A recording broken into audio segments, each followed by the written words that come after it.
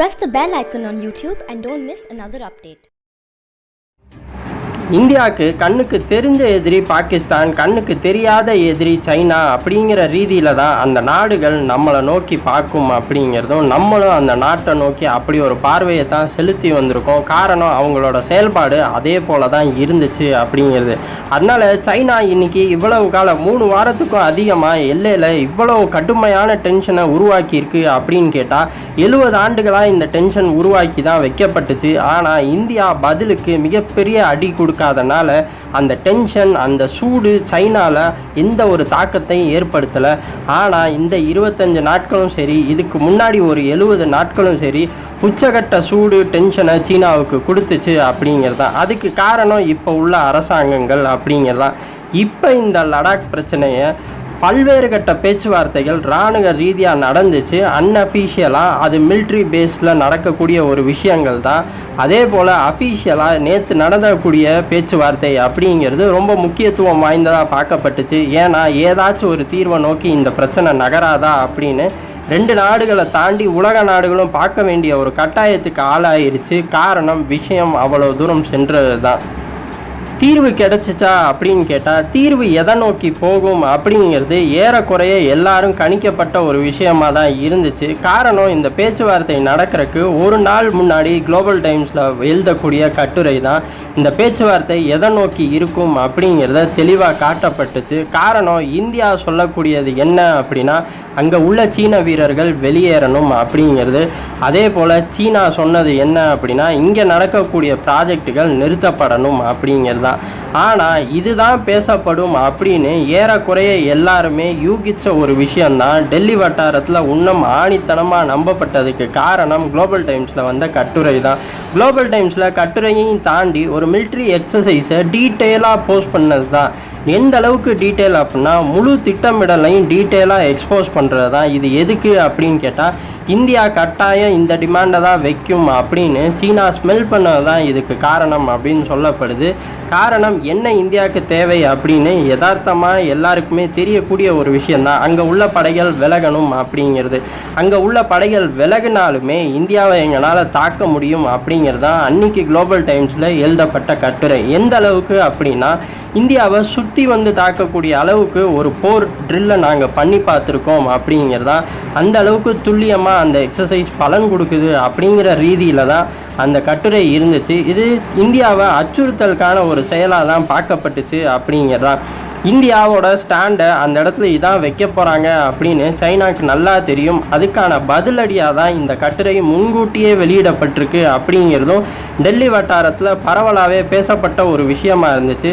India தன்னோட ப்ராஜெக்டுகளை நிறுத்துமா அப்படின்னு கேட்டால், அதுக்கு இந்தியா பேச்சுவார்த்தைக்கு அப்புறம் செயலில் அதுக்கான வடிவம் கொடுத்துருக்கு அப்படின்னு தான் சொல்லப்படுது. உதாரணமாக பேச்சுவார்த்தைக்கு அப்புறம் இந்தியா செஞ்சது என்ன அப்படின்னா, ஏற்கனவே பிளான் பண்ணி கன்ஸ்ட்ரக்ட் பண்ணிக்கிட்டு இருந்தேன் 3வது ஹைவே ரன்வேயை ஓப்பன் பண்ணுறது தான். ஓப்பன் எப்போ பண்ணுறாங்க அப்படின்னா, நாளைக்கு பண்ணுறாங்க அப்படிங்கிறதா. திட்டத்திட்ட 3.5 கிலோமீட்டர்ஸ் ரன்வேயை வித்தின் அ வீக் கன்ஸ்ட்ரக்ட் பண்ணி முடிச்சிருக்காங்க. லாஸ்ட் மண்டே ஆரம்பித்த ப்ராஜெக்ட் அடுத்த மண்டே முடியுது அப்படிங்கிறதா. இதுதான் குளோபல் டைம்ஸ் கட்டுரைக்கும் சரி, நேற்று நடந்த பேச்சுவார்த்தைக்கும் இந்திய தரப்பில் கொடுக்கப்படுற நேரடியான பதிலடியாக இருக்கும் அப்படின்னு காட்டுறதுக்கு தான் இந்த விஷயம் இப்போ பரவலாக பரப்பப்படுது அப்படின்னு சொல்லப்படுது. அதே போல் எக்ஸ்டர்னல் அஃபென்ஸ், இந்தியாவோட எக்ஸ்டர்னல் அஃபென்ஸ் அஃபீஷியலாகவே இந்த விஷயம் அடுத்த கட்ட பேச்சுவார்த்தைக்கு நகரும். அதே போல் ஒரு தீர்வை நோக்கி நகரும். இரு நாட்டு உறவுகள் 70 ஆண்டுகளாக இருந்த டென்ஷனை தீர்க்கிற வகையில் ஒரு தீர்வை நோக்கி நகரும் அப்படின்னு அஃபீஷியலாகவே இந்தியாவோட எக்ஸ்டர்னல் அஃபென்ஸ் இன்றைக்கி ஒரு ஸ்டேட்மெண்ட் விட்டுருக்கு. இது எதை குறிக்குது அப்படின்னா, நேற்று ஆஸ்திரேலியா சொன்ன 2 விஷயத்தை நோக்கி தான் இந்தியாவோட நகர்வுகள் இருக்கும் அப்படின்னு சொல்லப்படுது.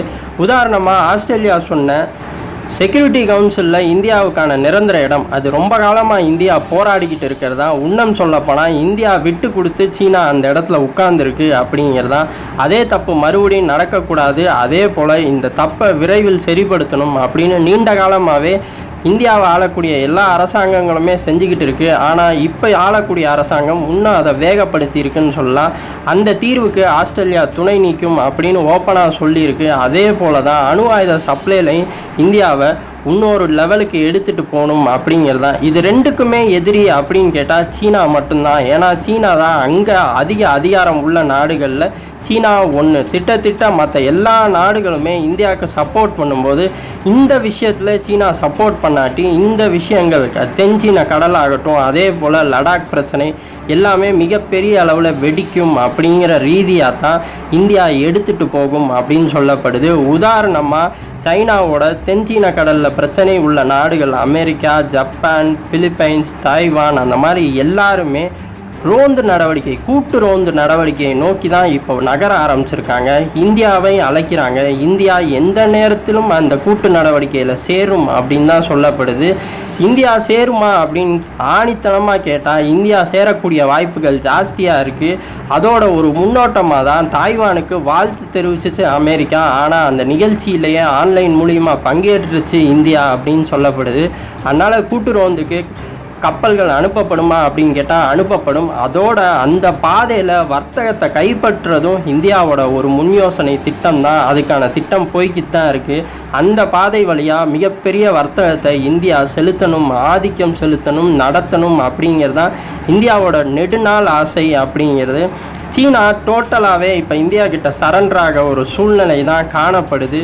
அதே போல் சீனர்களை நம்பாமல் இராணுவ நடவடிக்கை தொடரும் அப்படிங்கிறதான் டெல்லி வட்டாரத்தில் நடக்கக்கூடிய விஷயங்களாக இருக்குது. அதே போல தான் நீண்ட கால பிரச்சனைகளை பூராமே தீர்வை நோக்கி நகர்த்திடணும் அப்படிங்கிறது. குறிப்பாக இப்போ உலக நாடுகள் இந்தியா மேலே காட்டக்கூடிய நட்பு கரத்தை பயன்படுத்தி செக்யூரிட்டி கவுன்சிலில் முக்கியமான ஒரு இலக்கை அடைய இந்தியா எல்லா ஏற்பாடும் செஞ்சுக்கிட்டு இருக்குது. அதோட ஒரு பகுதியாக தான் எக்ஸ்டர்னல் அஃபென்ஸ். இப்போ அமைதியான நாடு இந்தியா, அமைதியை மட்டுமே விரும்புது அப்படிங்கிற ரீதியில் தான் இந்த ஸ்டேட்மெண்ட்டும் இன்றைக்கி ரிலீஸ் பண்ணப்பட்டிருக்கு அப்படின்னு கூறப்படுது.